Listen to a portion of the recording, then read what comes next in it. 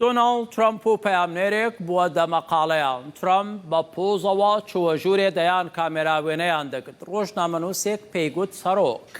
ئەزانی ئەو ڕۆژە قسەیەکی سەیرە کرد. ترامپ دەڵێ چیم وتووە. پەیامنێرەکە ئاڵێ وتت ئەمریکا زیاتر لە کۆریای باشوور پشکنینی کۆرۆنای کردووە.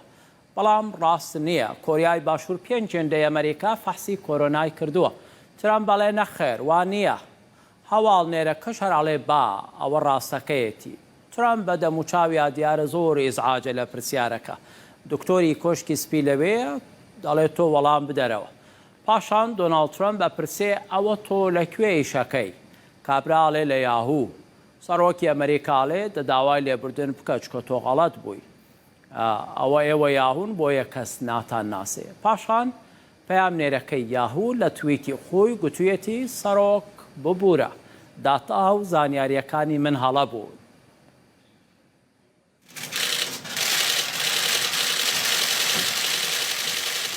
لەسەر ئەنجامدانی پشکنین بۆ ڤایرۆسی کۆرۆنا لە ئەمریکا لە نێوان سەرۆکی ئەمریکا و ڕۆژنامەوانێک دەمەقاڵەیە دروست دەبێت.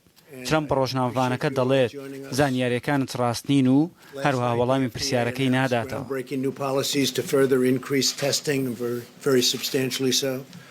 ئەم بەریەکەوتنە کاتێک دروست بوو کە هەنتەر واڵکر پەیامنێری یاهوو نیوز بە ترامپ دەڵێت قسەکەی ئێوە لەبارەی ئەوەی ئەمریکا زیاتر لە کۆریای باشوور پشکنینی کۆرۆنای ئەنجام داوە نەک ڕاست نییە، بەڵکو بەپێی ڕێژەی دانیشتوان بێت کۆریای باشوور زۆر زیاتر پشکنینی بۆ خەڵکەکەی کردووە. جەنابی سەرۆک بەگشتی کۆریای باشوور بەپێی ڕێژەی دانیشتوان 5 هێندەی ئەمریکا پشکنینی ئەنجام داوە. پێم وانییە ئەمە ڕاست بێت. ئەمە ڕاستە. هەروەها تۆ ئەم بەیانیە گوتت کە ئەمریکا لە ڕووی پشکنینەوە کۆریای باشووری تێپەڕاند. تۆ لە کامە کەناڵی؟ لە یاهوو نیوز. بەڵام لە ڕووی ژمارەی دانیشتوانەوە ڕاست نییە.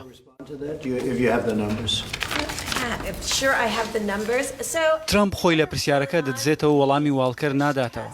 داوا لە دکتۆر دیبرا برێکس ڕێکخەری وەڵامدانەوە لە تیمی کۆشکی سپی ڤایرۆسی کۆرۆنا دەکات وەڵامی بداتەوە. دکتۆر برێکس ڕەدی قسەکانی واڵکەر دەداتەوە دەڵێت لە ئەمریکا زیاتر پشکنین کراون. لە دوای وەڵامدانەوەکەش ترامپ بێڕێزی بە ڕۆژنامەوانەکە دەکات و دەڵێت کەس نازانێت ئێوە چێن و ئێوە یاهون کە مەبەستی لە موشەیە ئاژەڵی یاهوو بوو. یاهوو تۆ داوای لێبوردن ناکەیت؟ باشە لەبەر ئەمەیە ئێوە یاهون و کەس نازانێت سەر بە چ دۆزێخێکن. بەردەوام بە بۆیە کەس ئێوە ناناسێت تەنانەت منیش.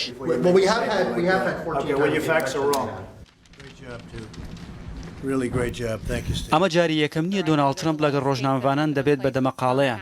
پێشتر چەند جارێکی دیکە هێرشی توندی کردوتە سەر ڕۆژنامەوانان و گاڵتەی پێکردوون. چەندین جاری دیکەش بە دەستگای بڵاوکردنەوەی هەواڵی ساختە و درۆ تۆمەتباری کردوون و ڕێگەی بەو میدیایانە نەداوە پرسیار بکەن کە بەدڵی ئەو پرسیار ناکەن و هەواڵ بڵاو ناکەنەوە. دیار کوردە ڕوودا. سپاس کە بینەرمان بوون.